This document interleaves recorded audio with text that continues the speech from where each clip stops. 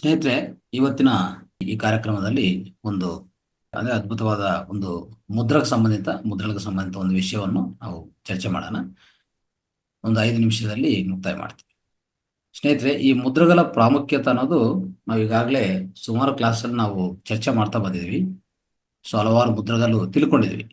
ಆದರೆ ಈ ಮುದ್ರೆಗಳ ಪ್ರಾಮುಖ್ಯತೆ ಹೇಗಿರತ್ತಂದ್ರೆ, ಈ ಮುದ್ರಾ ಅನ್ನೋದು ಮೊದಲನೇದಾಗಿ ನಮ್ಮ ಮನಸ್ಸು ಮತ್ತೆ ಶರೀರ ಈ ಎರಡನ್ನೂ ಮಿಲಿತ ಮಾಡುತ್ತೆ. ಒಂಥರ ಹೇಳ್ಬೇಕಂದ್ರೆ ಎರಡನ್ನೂ ಸೇರಿಸ್ತದೆ. ಯಾವುದೇ ಮುದ್ರಾ ನೀವು ಕೈಯಲ್ಲಿ ಮುದ್ರಾ ಮಾಡ್ತಾ ಇದ್ರೆ, ಮನೋಮುದ್ರೆಗಳು ಮತ್ತೆ ಈ ಆಧ್ಯಾತ್ಮಿಕ ಮುದ್ರೆಗಳು, ಈ ಕೈಯಲ್ಲಿ ಮಾಡುವಂಥ ಮುದ್ರೆ, ಯಾವುದೇ ಮುದ್ರೆಗಳು ಏನು ಮಾಡುತ್ತೆ, ನಮ್ಮ ಶರೀರವನ್ನು ಮತ್ತು ಮನಸ್ಸನ್ನು ಎರಡನ್ನೂ ಸೊ ಒಗಟ್ಟು ಮಾಡುತ್ತೆ ಅಂತ, ಒಂಥರ ಎರಡನ್ನೂ ಜಾಯಿನ್ ಮಾಡುತ್ತೆ. ಸೊ ಕೇಂದ್ರ ಬಿಂದು ತರ ಈ ಮುದ್ರಾ ಅನ್ನೋದು. ಇನ್ನೊಂದು ಯಾವ ರೀತಿಯಲ್ಲಿ ಕೆಲಸ ಮಾಡ್ತದೆ ಅಂದ್ರೆ, ಈ ಟಿವಿ ಚಾನಲ್ಗೆ ಒಂದು ರಿಮೋಟ್ ಇರುತ್ತೆ. ರಿಮೋಟ್ ಹೇಗೆ ಕೆಲಸ ಮಾಡುತ್ತೋ, ನಾವು ರಿಮೋಟ್ ಒತ್ತಿದ್ರೆ ಆ ಟಿವಿ ಚಾನಲ್ ನಾವು ಏನು ಬೇಕೋ ಅದು ಸೆಲೆಕ್ಟ್ ಮಾಡ್ಕೋಬಹುದು, ಆಯ್ಕೆ ಮಾಡ್ಕೋಬಹುದು. ಆ ರೀತಿಯಲ್ಲಿ ಈ ಮುದ್ರಣ ಪ್ರೆಸ್ ಮಾಡಿದ್ರೆ ನಮಗೆ ದೇಹದಲ್ಲಿ ಎಲ್ಲೆಲ್ಲಿ ಏನು ಫಲಿತ ಬೇಕೋ ಆ ಫಲಿತ ಬರ್ತಾ ಇರ್ತದೆ. ಆ ರೀತಿಯಲ್ಲಿ ರಿಮೋಟ್ ಚಾನಲ್ ಅಂದ್ರೆ ರಿಮೋಟ್ ತರ ಕೆಲಸ ಮಾಡ್ತಾ ಇರುತ್ತೆ ಈ ಮುದ್ರೆಗಳೆಲ್ಲ. ಇನ್ನೊಂದು, ಈ ಮುದ್ರೆಗಳು ನಾವು ಸರಿಯಾದ ರೀತಿಯಲ್ಲಿ ಪಾಲನೆ ಮಾಡಿದ್ರೆ ನಮ್ಮ ದೇಹದಲ್ಲಿರುವಂಥ ಈ ವಿದ್ಯುತ್ ಪ್ರವಾಹ ಆಗ್ಬೋದು, ಈ ಆಲೋಚನೆಗಳಾಗ್ಬೋದು, ಪ್ರಾಣಶಕ್ತಿ ಹರಿಯೋದಾಗ್ಬೋದು, ಮತ್ತೆ ಎಲ್ಲ ಶರೀರದಲ್ಲಿರುವಂಥ ಎಲ್ಲ ಅಂಗವ್ಯವಸ್ಥೆಗಳು, 11 ಅಂಗವ್ಯವಸ್ಥೆಗಳಿದೆ, ಪ್ರತಿಯೊಂದನ್ನು ಪ್ರಭಾವಿತ ಮಾಡ್ತಾ ಹೋಗ್ತದೆ ಈ ಮುದ್ರೆಗಳು.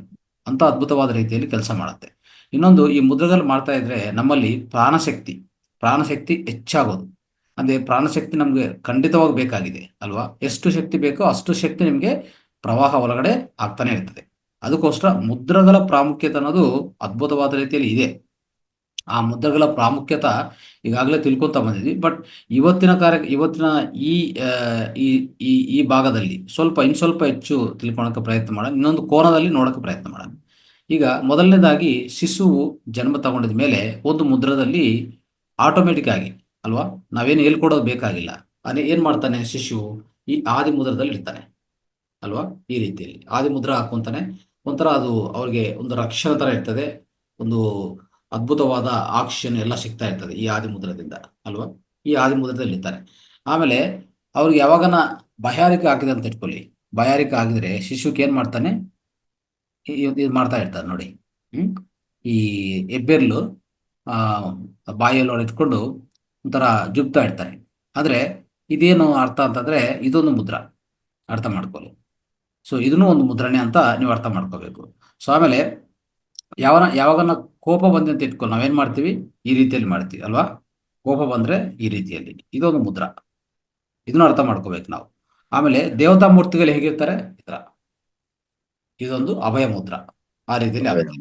ಆಮೇಲೆ ಇವೆಲ್ಲ ಒಂದು ಮುದ್ರಗಲೆ. ಯಾವಾಗನ ದೀರ್ಘ ಆಲೋಚನೆ ಇದೆ ಅಂತ ಇಟ್ಕೊಳ್ಳಿ, ನಮಗೆ ದೀರ್ಘ ಆಲೋಚನಾ ಯಾವ್ದನ್ನ ಬಂದ್ರೆ ನಾವೇನ್ ಮಾಡ್ತೀವಿ ಅಂದ್ರೆ, ದೀರ್ಘ ಆಲೋಚನಾ ಇದೆ ಅಂತಂದ್ರೆ, ಯಾವ್ದನ್ನ ಸ್ವಲ್ಪ ಸಮಸ್ಯೆ ಆಗಿದೆ ಅಂತ ಇಟ್ಕೊಳ್ಳಿ, ನಾವು ಸಾಲ್ವ್ ಮಾಡ್ಕೋಬೇಕಂದ್ರೆ ಹೀಗೆ ಮಾಡ್ತೀವಿ, ಈ ತರ ಈ ತರ. ಇಲ್ಲಿ ನೋಡಿ, ಎರಡು, ಇದು, ಈ ಮೂರು ಬೆರಳು ಮಾತ್ರ ಯೂಸ್ ಮಾಡ್ತೀವಿ, ಅದು ಮುದ್ರನೆ. ಈಗ ಈ ತರ ಮಾಡ್ತಾ ಇರ್ತೀವಿ. ಅವಾಗ ಏನಂತಂದ್ರೆ ಆಲೋಚನಾ ಶಕ್ತಿ ಹೆಚ್ಚಾಗಿ ನಿಮ್ಗೆ ಪ್ರಾಬ್ಲಮ್ ಸಾಲ್ವ್ ಆಗತ್ತೆ. ಆ ರೀತಿಯಲ್ಲಿ ಪ್ರತಿಯೊಂದು ನಾವು ಇದು ಅರ್ಥ ಮಾಡ್ಕೊಂತ ಹೋದ್ರೆ ಒಂಥರ ನಮಗೆ ಆಶ್ಚರ್ಯ ಆಗತ್ತೆ. ಸೊ ಇಷ್ಟೆಲ್ಲ ಇದೆಯಾ ಇದರಲ್ಲಿ ಅಂತ ಅಲ್ವಾ. ಇನ್ನೊಂದು, ಈಗ ಮಕ್ಕಳು ಸ್ಕೂಲ್ಗೆ ಹೋಗ್ತಾರೆ. ಸ್ಕೂಲ್ಗೆ ಹೋದ್ಮೇಲೆ ಅವ್ರೇನ್ ಮಾಡ್ತಾರೆ, ಅವ್ರಿಗೇನಾದ್ರೂ ಮೂತ್ರ ವಿಸರ್ಜನೆ ಮಾಡ್ಬೇಕಂದ್ರೆ ಹಿಂಗ್ ಮಾಡ್ತಾರೆ, ಅವ್ರಿಗೆ ಮಲ ವಿಸರ್ಜನೆ ಅಂತ ಹಿಂಗ್ ಮಾಡ್ತಾರೆ ಅಲ್ವಾ. ಈ ರೀತಿಯಲ್ಲಿ ಮಾಡ್ತಾ ಇರ್ತಾರೆ ನೋಡಿ. ಇದೆಲ್ಲಾನು ಏನಂತಂದ್ರೆ, ಖಂಡಿತವಾಗಿ ಇವೆಲ್ಲ ಮುದ್ರೆಗಳನ್ನ ಅರ್ಥ ಮಾಡ್ಕೋಬೇಕು ನಾವು. ಈಗ ಸಪೋಸ್ ಯಾವಾಗ ಕೋಪ ಬಂದಿದೆ, ನಮ್ಗೆ ಎಷ್ಟು ಕೋಪ ಬಂದಿದೆ, ಏನ್ ಮಾಡ್ತೀವಿ ನಾವು, ಈ ತರ ಮುಷ್ಟಿ ಮುದ್ರೆ ಮಾಡ್ತೀವಿ, ಈ ತರ. ಅಂದ್ರೆ ಆ ಕೋಪ ಎಲ್ಲ ಈ ತರ ಮಾಡುವಾಗ ಆ ಕೋಪ ಎಲ್ಲ ರಿಲೀಸ್ ಆಗತ್ತೆ. ಅರ್ಥ ಆಯ್ತಾ? ಇದು ಕಮ್ಮಿ ಮಾಡ್ಕೊಂಡಕ್ಕೆ ಇದು ಮುದ್ರಾ. ಅಂದ್ರೆ ಈ ತರ ಮಾಡಿ ಯಾರಿಗೋ ನಾವು ಹೊಡಿಬೇಕಂತಲ್ಲ. ಈ ತರ ಅಂದ್ರೆ ನಿಮ್ಮ ದೇಹ ಹೇಗಂದ್ರೆ ಈ ತರ ಈ ರೀತಿಯಲ್ಲಿ ಹೋಗ್ಬಿಡ್ತದೆ. ಕೋಪ ಬಂದ ತಕ್ಷಣ ದೇಹ ಗೊತ್ತು, ಈ ತರ ಮಾಡಿದ್ರೆ ಕೋಪ ಕಡಿಮೆ ಆಗತ್ತಂತ. ಅದಕ್ಕೆ ಈ ಮುದ್ರದಲ್ಲಿ ಹೋಗ್ಬಿಡ್ತೀವಿ ಆಟೋಮೆಟಿಕ್ ಆಗಿ. ಇದು ಮುಷ್ಟಿ ಮುದ್ರಾ ಅಂತ ಇರ್ತೀವಿ ಈ ರೀತಿಯಲ್ಲಿ, ಅರ್ಥ ಮಾಡ್ಕೊಳ್ಳಿ.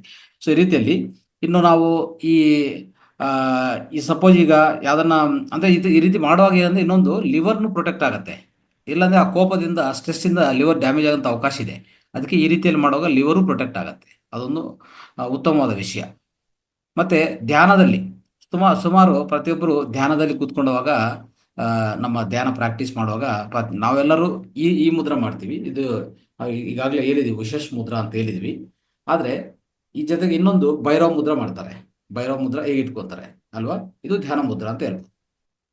ಅದೇ ರೀತಿಯಲ್ಲಿ ಈ ಧ್ಯಾನ ಮುದ್ರ ಅಂದ್ರೆ ಭೈರವ ಮುದ್ರ ಈ ತರ ಇಟ್ಕೊಂತೀವಿ. ಸೊ ಆ ರೀತಿಯಲ್ಲಿ ಆಗುತ್ತೆ. ಆಮೇಲೆ ಯಾವ್ದನ್ನ ಮಾನಸಿಕವಾಗಿ ಶಕ್ತಿ ವಿಹೀನ ಆಗಿದೆ ಅಂತ ಇಟ್ಕೊಳ್ಳಿ. ನಾವು ಮಾನಸಿಕವಾಗಿ ಶಕ್ತಿ ವಿಹೀನ ಆಗಿದೆ, ಮಾನಸಿಕವಾಗಿ ಸ್ವಲ್ಪ ಶಕ್ತಿ ವಿಹೀನ ಆಗಿದೆ, ಈಗ ಇಟ್ಕೊಂತೀವಿ ನೋಡಿ, ಈ ರೀತಿಯಲ್ಲಿ ಒಂಥರ ಈಗ ಇಟ್ಕೊಂತೀವಿ ಅಂದ್ರೆ ನಮ್ಮಲ್ಲಿ ಅದು ಮತ್ತೆ ಹೆಚ್ಚಾಗತ್ತೆ. ಈ ತರ ಇಟ್ಕೊಳ್ಳುವಾಗ ನಮಗೆ ಆಟೋಮೆಟಿಕ್ ಆಗಿ ಆ ಮಾನಸಿಕ ಆ ಶಕ್ತಿ ವಿಹೀನದಿಂದ ಮತ್ತೆ ಆಚೆ ಕಡೆ ಬರೋಂಥ ಅವಕಾಶ ಹೆಚ್ಚಾಗಿರುತ್ತೆ. ಈಗ ಯಾವ್ದನ್ನ ಸಭಾದಲ್ಲಿ ಹೋಗ್ತೀವಿ, ಸಭಾ ವೇದಿಕೆ ಮೇಲೆ ಚೆನ್ನಾಗಿ ಮಾತಾಡ್ಬೇಕಂತರುವಾಗ ನೀವು ಈ ಮುದ್ರ ಹಾಕೊಂಡು ಇಟ್ಕೊಂಡು ಹೋಗ್ಬೇಕಾಗತ್ತೆ. ಸ್ವಲ್ಪ ಈ ಮುದ್ರ ಹಾಕೊಂಡು 5 ನಿಮಿಷ, ಇದು ಸ್ಮರಣ ಮುದ್ರ. ಚೆನ್ನಾಗಿ ನಿಮ್ಮ ಆಮೇಲೆ ಎಡಗಡೆ ಬಲಗಡೆ ಎರಡು ಮೆದುಳುಗಳನ್ನು ಅದು ಸಮನ್ವಯ ಮಾಡಿ ಪ್ರಚೋದನೆ ಮಾಡುತ್ತೆ. ಆವಾಗ ಏನು ಮಾಡಬೇಕು? ಈ ಮುದ್ರ, ಸ್ಮರಣ ಮುದ್ರ, ಆಕಿನಿ ಮುದ್ರ, ಈ ಮುದ್ರವನ್ನು ಮಾಡಿಕೊಂಡು ಸ್ವಲ್ಪ ಇಟ್ಕೊಂಡು ಆಮೇಲೆ ನೀವು ವೇದಿಕೆ ಮೇಲೆ ಹೋಗಿ ಚೆನ್ನಾಗಿ ಮಾತಾಡ್ಬೋದು. ಇದು ಅದ್ಭುತವಾದ ಪ್ರಸಂಗ ನೀವು ಕೊಡೋಕ್ಕೆ ಅವಕಾಶ ಇರುತ್ತೆ. ಸೊ ಈ ರೀತಿಯಲ್ಲಿ ಅರ್ಥ ಮಾಡ್ಕೋಬೇಕು. ಯಾರನ್ನ ಒಂದು ವ್ಯಕ್ತಿ ಅಂದ್ರೆ ಒಂಥರ ಅಪಸ್ಮಾರಕ ಸ್ಥಿತಿಗೆ ಹೋಗಿದಂತ ಇಟ್ಕೊಳ್ಳಿ. ಏನಂತ ಹೇಳ್ತೀವಿ? ಅನ್ಕಾನ್ಶಿಯಸ್. ಚೆನ್ನಾಗಿ ಉಜ್ಬೇಕು, ಅವರ ಈ 2 ಹಸ್ತಗಳನ್ನು ಚೆನ್ನಾಗಿ ಉಜ್ಬೇಕು. ಈ ತರ ಉಜ್ಜಿದ್ರೆ ಅವ್ನ ಕಾನ್ಶಿಯಸ್ ಮತ್ತೆ ಬಂದ್ಬಿಡ್ತಾನೆ. ಆ ರೀತಿಯಲ್ಲಿ ಅರ್ಥ ಮಾಡ್ಕೋಬೇಕು ನಾವು. ಸೊ ಇಷ್ಟೆಲ್ಲ ಈ ಮುದ್ರಗಳು ನೋಡಿ ಎಷ್ಟು ರೀತಿಯಲ್ಲಿ ಅಂತಂದ್ರೆ ಒಂಥರ ಇದೆಲ್ಲ ಮುದ್ರಗಳೇ. ಈ ಮುದ್ರಗಳನ್ನ ಏನ್ ಮಾಡಿದೆ ಅಂದ್ರೆ ನಮ್ಮ ಯೋಗಲು ಅವರು ಈಗ ಪ್ರತ್ಯಾಹಾರ ಅಂತ ಡಿಸ್ಕಸ್ ಮಾಡಿದ್ವಲ್ಲ, ಈ ಧ್ಯಾನದಲ್ಲಿ ತೊಡಗಿಸ್ಕೊಂಡು ಆ ಪ್ರತ್ಯಾಹಾರ ಸ್ಥಿತಿಗೆ ಹೋಗಿ ಇವೆಲ್ಲ ಕಂಡಿಡಿದ್ದಾರೆ. ಅರ್ಥ ಮಾಡ್ಕೊಳ್ಳಿ. ಸೊ ಇಲ್ಲ ಅಂದ್ರೆ ಈ ಮುದ್ರಗಳು ನಮ್ಗೆ ಗೊತ್ತಾಗ್ತಾ ಇಲ್ಲ.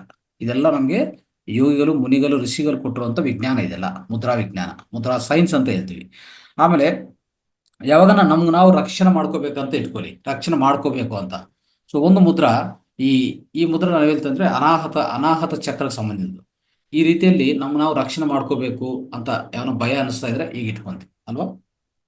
ಇದೊಂದು ಮುದ್ರಾ ನೋಡಿ, ಅನಾಹತ ಚಕ್ರದ ಈಗ ಇಟ್ಕೊಂತೀವಿ. ಇದೊಂದು ಮುದ್ರಾ. ನಾವು ರಕ್ಷಣೆ ಮಾಡ್ಕೊಳಕ್ಕೆ, ಒಂಥರ ಆ ಭಯದಿಂದ ಆಚೆ ಕಡೆ ಬರಕ್ಕೆ ಒಂಥರ ಹೇಳ್ತೀವಲ್ಲ ನಾವು. ಸೊ ನಮ್ಮ ಹೃದಯಕ್ಕೂ ಅಂದ್ರೆ ಹೃದಯ ಧೈರ್ಯ ಇರ್ಬೋದು, ಆ ಧೈರ್ಯ ಅನ್ನೋದು ಹೆಚ್ಚಾಗುತ್ತೆ.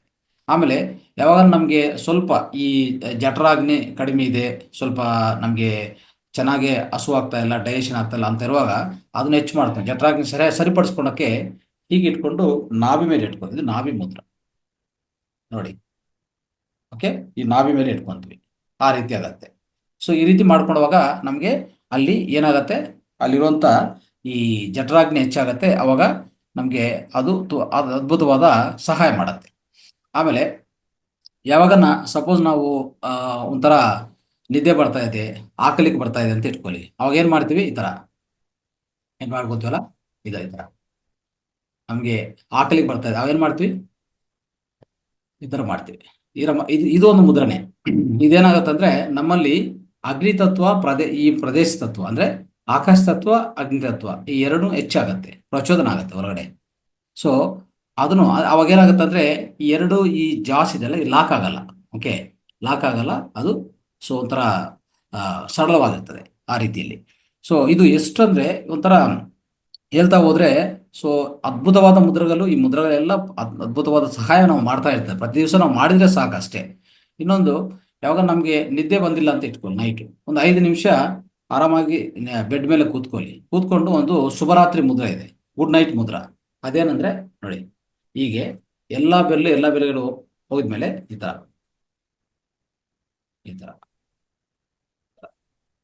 ಮಾಡ್ತಾ ಇರ್ಬೇಕು. ಈ ತರ ಓಕೆ, ಈ ತರ ಒಂದು 5 ನಿಮಿಷ ಮಾಡಿದ್ರೆ, ಅಂದ್ರೆ ಹಿಂಗೆ ಇಟ್ಕೊಳ್ಳಿ, ಈ ತರ ಹಿಂಗೆ ಮಾಡ್ಬೋದು. ಈ ತರ ಅಂದ್ರೆ ಒಂಥರ ಈ ಕಡೆ ಪ್ರೆಸ್ ಮಾಡೋದು, ಈ ಕಡೆ ಪ್ರೆಸ್ ಮಾಡೋದು, ಈ ಕಡೆ ಪ್ರೆಸ್ ಮಾಡೋದು, ಈ ಕಡೆ ಪ್ರೆಸ್ ಮಾಡೋದು. ಈಗ ಇಟ್ಕೊಳ್ಳಿ, ಕೂತ್ಕೊಂಡು ಬೆಡ್ ಮೇಲೆ ಕೂತ್ಕೊಂಡು 5 ನಿಮಿಷ ಕೂತ್ಕೊಳ್ಳಿ. 5 ನಿಮಿಷದಲ್ಲಿ ಒಳ್ಳೆ ನಿದ್ದೆ ಬರುತ್ತೆ. ಅಂದ್ರೆ ಈ ತರ ಪ್ರೆಸ್ ಮಾಡೋದು, ಈ ತರ ಪ್ರೆಸ್ ಮಾಡೋದು, ಈ ಕಡೆ ಪ್ರೆಸರ್, ಈ ಕಡೆ ಪ್ರೆಸರ್, ಈ ರೀತಿಯಲ್ಲಿ. ಆ ರೀತಿಯಲ್ಲಿ ಒಂದು 5 ನಿಮಿಷ ಮಾಡಿದ್ರೆ ಸಾಕು, ಅದ್ಭುತವಾದ ನಿದ್ದೆ ನಿಮಗೆ ಬರುತ್ತೆ. ಸೊ ಈ ರೀತಿಯಲ್ಲಿ ಸ್ನೇಹಿತರೆ, ಈ ಎಲ್ಲಾ ಮುದ್ರಗಳು ಏನ್ ಮಾಡುತ್ತೆ, ನಮ್ಮ ದೇಹದಲ್ಲಿ ಒಂಥರ ಪಂಚಭೂತಗಳನ್ನು ಸರಿಪಡಿಸ್ತದೆ. ರೋಗ ಯಾಕೆ ಬರುತ್ತೆ? ರೋಗ ಬರೋದಕ್ಕೆ ಕಾರಣ ಏನು? ಒಂದು ಪ್ರಾಣಶಕ್ತಿ ಕೊರತೆ, ಎರಡನೇದು ಪಂಚಭೂತಗಳು ಅಸಮತೋಲ್ಯ ಆಗುತ್ತೆ. ಇದು ಸಮತುಲ್ಯ ಮಾಡ್ಬೇಕಂದ್ರೆ ಮುದ್ರಗಲ್ ಮಾಡಿದ್ರೆ ಸಾಕು. ಯಾಕಂದ್ರೆ ಮುದ್ರಗಲಲ್ಲಿ ನಿಮ್ಗೆ ಗೊತ್ತು, ಈ 5 ಬೆರಳಲ್ಲಿ 5 ಪಂಚಭೂತಗಳಿದೆ ಅಲ್ವಾ. ಈ ಪಂಚಭೂತಗಳಿರುವಾಗ ಇದನ್ನು ಒಂದು ಬೆರಳು ಇನ್ನೊಂದು ಬೆರಳು ಟಚ್ ಮಾಡ್ತಾ ನಾವೇನ್ ಮಾಡ್ತೀವಿ, ಪಂಚಭೂತಗಳನ್ನ ಸರಿಪಡಿಸ್ಕೊಂತೀವಿ. ಅದು ಪ್ರಧಾನ ವಿಷಯ. ನಮಗೆ ಇದು ಅರ್ಥ ಮಾಡ್ಕೋಬೇಕು ನಾವು. ಸೊ ಆ ರೀತಿಯಲ್ಲಿ ಈ ಮುದ್ರಗಲ್ ಮಾಡುವಾಗ ಪಂಚಭೂತಗಳನ್ನು ಸರಿಪಡಿಸ್ಕೊಂತೀವಿ. ಪಂಚಭೂತದಲ್ಲಿ ಯಾವಾಗ ಸರಿಪಡಿಸ್ಕೊಂತೀವೋ ತ್ರಿದೋಷಗಳನ್ನು ಅದನ್ನು ಸಹ ನಾವು ಸಮತೋಲನಗೊಳಿಸ್ಕೊಂತೀವಿ. ತ್ರಿದೋಷವನ್ನು ಏನೇ ದೋಷ ಇದ್ರೆ ನಮ್ಮಲ್ಲಿ ಯಾವುದೇ ಹೆಚ್ಚು ದೋಷ ಹೆಚ್ಚಾಗಿ ಕಡಿಮೆ ಆಗ್ತಾ ಇಲ್ಲ, ಅವೆಲ್ಲನೂ ಸರಿಪಡಿಸ್ಕೊಂತ ವಿಧಾನ. ವಾತ ಪಿತ್ತ ಕಫ ದೋಷಗಳನ್ನು ಸಮತೋಲನಗೊಳಿಸ್ಕೊಂತ ಅವಕಾಶ ನಮಗೆ ಈ 5 ಬೆರಳು ಕೊಡುತ್ತೆ. ಆಮೇಲೆ ಈ ಮುದ್ರಗಳಿಂದ ನಾವೇನ್ ಮಾಡ್ತೀವಿ ಅಂದ್ರೆ, ನಮ್ಮ ದೇಹದಿಂದ ಈ ಎಲ್ಲಾ ಬೆರಳಿಂದ ವಿದ್ಯುತ್ ಶಕ್ತಿ ಅಂದ್ರೆ ಹೇಳ್ಬೇಕಂದ್ರೆ ಎಲೆಕ್ಟ್ರೋ ಮ್ಯಾಗ್ನೆಟಿಕ್ ಫೀಲ್ಡ್ ಅಂತ, ವಿದ್ಯುತ್ ಅಯಸ್ಕಾಂತ ಶಕ್ತಿ ಅಂತ ಹೇಳ್ಬೋದು.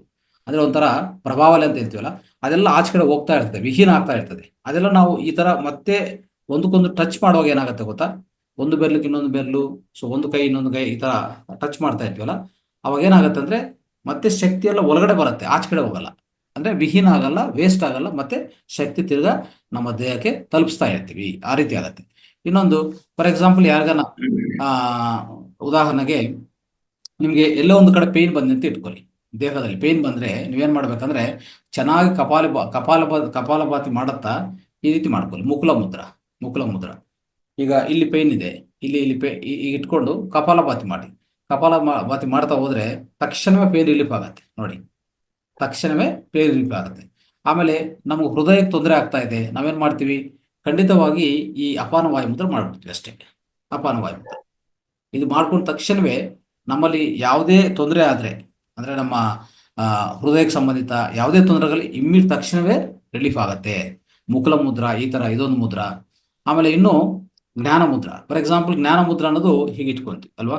ಈ ಮುದ್ರ ಇಟ್ಕೊಳ್ಳುವಾಗ ಏನಾಗತ್ತೆ, ನಮ್ಮಲ್ಲಿ ಪ್ರಶಾಂತತೆ, ಒಂಥರ ಬುದ್ಧಿ ಚುರುಕಾಗೋದು, ಒಂಥರ ಅಂದ್ರೆ ಶಾರ್ಪ್ ಆಗ್ತದೆ ಬುದ್ಧಿ, ಶಾಂತತೆ ಬರುತ್ತೆ. ಸೊ ಅದ್ಭುತವಾದ ಈ ಯೋಚನಾ ಶಕ್ತಿ ಹೆಚ್ಚಾಗತ್ತೆ. ಇದೆಲ್ಲ ಆಗ್ತಾ ಇರ್ತದೆ ಇದು. ಆಮೇಲೆ ಚಿನ್ಮಯ ಮುದ್ರ ಅಂತ ಇದೆ ನೋಡಿ, ಇನ್ನೊಂದು ಈ ತರ ಇಟ್ಕೊಂಡು ಹೀಗೆ ಇಟ್ಕೊಂತೀವಿ ಅಷ್ಟೇ. ಇದು ಚಿನ್ಮಯ ಮುದ್ರ ಅಂತ ಹೇಳ್ತೀವಿ. ಇಲ್ಲಿನೂ ಸಹ ಅಷ್ಟೇ.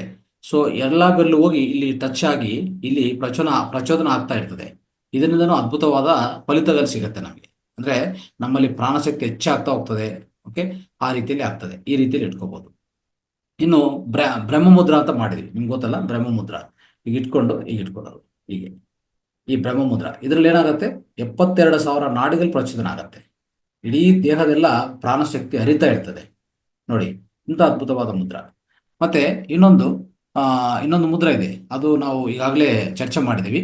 ಆ ಮುದ್ರ ಹೆಸರು ಕೀಲ ಮುದ್ರ ಅಂತ ಹೇಳ್ತೀವಿ. ಕೀಲ ಮುದ್ರ ಅಲ್ವಾ. ಕೀಲ ಮುದ್ರ. ಈ ಕೀಲ ಮುದ್ರ ಅನ್ನೋದು ಜಾಯಿಂಟ್ ಪೇನ್ಸ್ ಎಲ್ಲ ಹೋಗಲಾಡಿಸೋದು ಅಲ್ವಾ. ಅದೇನ್ ಮಾಡ್ತೀವಿ, ಎಡಗೈಯಲ್ಲಿ ಈ ತರ ಆಕಾಶ ಮುದ್ರ, ಬಲಗೈಯಲ್ಲಿ ಪೃಥ್ವಿ ಮುದ್ರ ಹಾಕೋತೀವಿ. ಈ ಮುದ್ರದಿಂದ ನಮ್ಗೆ ಎಷ್ಟು ಫಲಿತ ಅಂದ್ರೆ, ಈ ಮುದ್ರ ಮಾಡಿದ ತಕ್ಷಣ ಏನಾಗುತ್ತೆ ಗೊತ್ತಾ, ನಮ್ಮ ಜಾಯಿಂಟ್ಸ್ ಅಲ್ಲಿ ಚೆನ್ನಾಗಿ, ಅಂದ್ರೆ ಈ ಜಾಯಿಂಟ್ಸು, ಈ ಎಲ್ಲೇ ಜಾಯಿಂಟ್ಸ್ ಇರಲಿ ಆ ಜಾಯಿಂಟ್ಸ್ ಒಳಗಡೆ ಅದ್ಭುತವಾದ ಪ್ರಾಣಶಕ್ತಿ ಪ್ರವಾಹ ಆಗುತ್ತೆ. ಆಗಿದ ಮೇಲೆ ಇನ್ನೊಂದು, ಇದು ಮಾಡುವಾಗ ಒಂದು ಫ್ಲೂಯಿಡ್, ಅದನ್ನೇನಂತ ಕರೀತಾರೆ ಅಂದ್ರೆ ಸೈನೋವಿಯಲ್ ಫ್ಲೂಯಿಡ್ ಅಂತ ಹೇಳ್ತಾರೆ. Synovial fluid. ಈ ಫ್ಲೂಯಿಡ್ ಅಲ್ಲಿ ಉತ್ಪತ್ತಿ ಆಗತ್ತಂತ ನೋಡಿ. ಅಂತ ಅದ್ಭುತವಾದ ಮುದ್ರ ಇದು. ಅದಕ್ಕೆ ಈ ಮುದ್ರವನ್ನು ಇನ್ನೊಂದು ಹೇಳ್ತಾರೆ, ಮರ್ಮ ಮುದ್ರ ಅಂತ ಹೇಳ್ತಾರೆ. ಈ ಮುದ್ರ ಏನಂತ ಕರೀತಾರೆ, ಮರ್ಮ ಮುದ್ರ. ಅಂದ್ರೆ ಅಷ್ಟು ಮರ್ಮವಾಗಿ ಕೆಲಸ ಮಾಡತ್ತಿದ್ದು. ಅಂದ್ರೆ ಎಲ್ಲಾ ಜಾಯಿಂಟ್ಸ್ ಅಲ್ಲಿ ಏನೇ ಪೇನ್ಸ್ ಇದ್ರು, ಈ ಕೀಲ ಪೇನ್ಸ್ ಏನೇ ಇದ್ರು ಎಲ್ಲ ಹೋಗ್ಲಾಡಿಸ್ತದೆ. ಅದು ಅದ್ಭುತವಾದ ಮುದ್ರ. ಆಮೇಲೆ ನಮ್ಮ ದೇಹದಲ್ಲಿ ವಾಯುಂಶ ಹೆಚ್ಚಾಗ್ತಾ ಹೋದ್ರೆ ನಮ್ಗೆ ಬರುವಂತ ನೋವುಗಳು, ದೇಹದೆಲ್ಲ ಅಷ್ಟೇ. ದೇಹದಲ್ಲಿ ಎಲ್ಲೇ ನಿಮ್ಗೆ ವಾಯುಂಶ ಹೆಚ್ಚಾಗ್ತಾ ಇದ್ರೆ ನಿಮ್ಗೆ ಆ ಪೇನ್ ಬರ್ತಾನೆ ಇರ್ತದೆ. ಅದಕ್ಕೆಲ್ಲ ನಾವು ಹೋಗಲಾಡ್ಸಕ್ಕೆ ಏನ್ ಮಾಡ್ತೀವಿ, ವಾಯು ಮುದ್ರ ಪ್ರಾಕ್ಟೀಸ್ ಮಾಡ್ತಾ ಇರ್ತೀವಿ ಅಲ್ವಾ. ಸೊ ಈ ರೀತಿಯಲ್ಲಿ ಸ್ನೇಹಿತರೆ, ಈ ಹಲವಾರು ಮುದ್ರಗಳು, ನಮ್ಮ ಮುದ್ರಗಳ ಪ್ರಾಮುಖ್ಯತೆ ಅಷ್ಟೆಲ್ಲ.